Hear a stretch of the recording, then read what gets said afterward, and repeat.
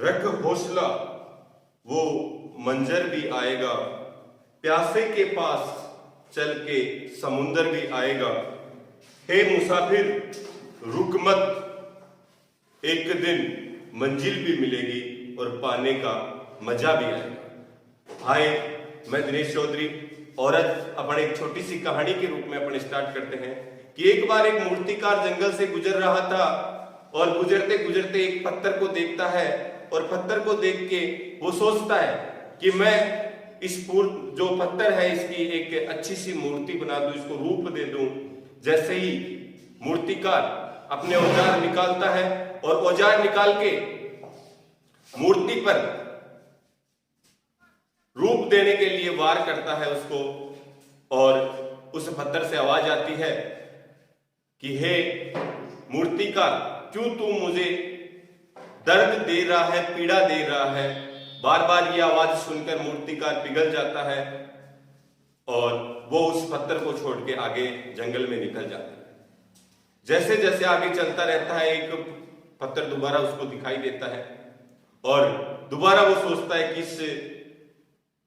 जो पत्थर है ये बड़ा अच्छा पत्थर है, इसकी अच्छी मूर्ति बन सकती है, तो मैं क्यों ना इसकी एक मूर्ति बना दूं। वो दोबारा मूर्ति का निर्माण करने के लिए अपने औजार निकालता है और उसको रूप देना प्रारंभ कर देता है। लगातार उस पर वार करता है लेकिन वो पत्थर उस वार को सहता रहता है और कुछ ही समय बाद में वो पत्थर एक मूर्ति के रूप में बदल जाता है। और मूर्तिकार सोचता है कि ये बड़ी मूर्ति है, ये अकेले से तो अपने से चलने से रही, चलो अपने को एक दो दिन में दोबारा पर आएंगे इस राउंड पे और अपने साथ 2-4 आदमी लेके आएंगे और इस मूर्ति को अपने घर ले चलेंगे। ऐसे ही चलते चलते मूर्तिकार अपने गांव चला जाता है। गांव में हर्ष और उल्लास का माहौल, पूरा गांव सजा हुआ और पूरे गांव वाले दौड़ के मूर्तिकार के पास में आते हैं और बोलते हैं कि ये मंदिर तैयार हो गया और मंदिर में मूर्ति की स्थापना करनी है, आपको मूर्ति का निर्माण करो। इतनी देर में मूर्तिकार खुश होकर बोलता है कि मैंने मूर्ति का निर्माण कर दिया, कुछ आदमी मेरे साथ भेजो और मैं वो मूर्ति लाकर यहाँ पर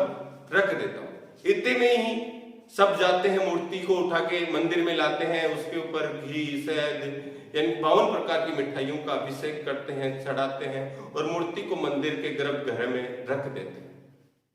उतनी देर में कुछ गांव के गणमान्य लोग आते हैं और वो बोलते हैं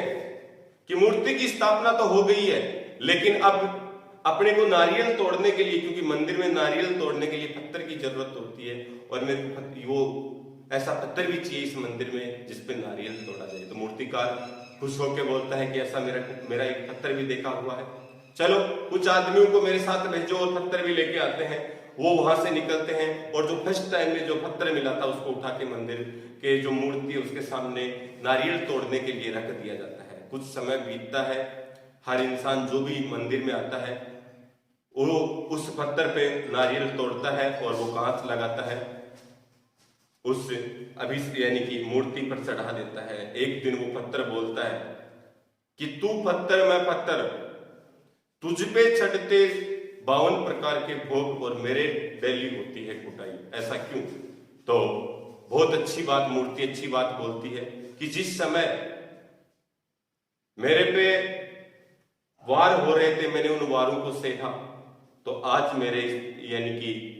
52 प्रकार का भोग चढ़ रहा है और तूने उन वारों को नहीं सहया, उन चोटों को नहीं, उस दर्द को नहीं ग्रहण कर पाया, तो आज तेरे पे लगातार ये दर्द तेरे को सहना पड़ रहा है। इसीलिए किसी ने सत्य ही कहा है कि अगर जो इंसान पहले संघर्ष कर लेता है उसका संपूर्ण जीवन काल सुखी रहता है और जो इंसान पहले यानी कि सुखी रह लेता है उसका संपूर्ण जीवन काल दुखी रहता है। तो मेरी इसी कहानी का यही तारतम्य है कि संघर्ष कर लो, सफलता प्राप्त कर लो, जिससे कि अगला जीवन यानी कि जो जीवन का आगे का जो भी समय है वो अच्छा रहे। जय हिंद, जय भारत।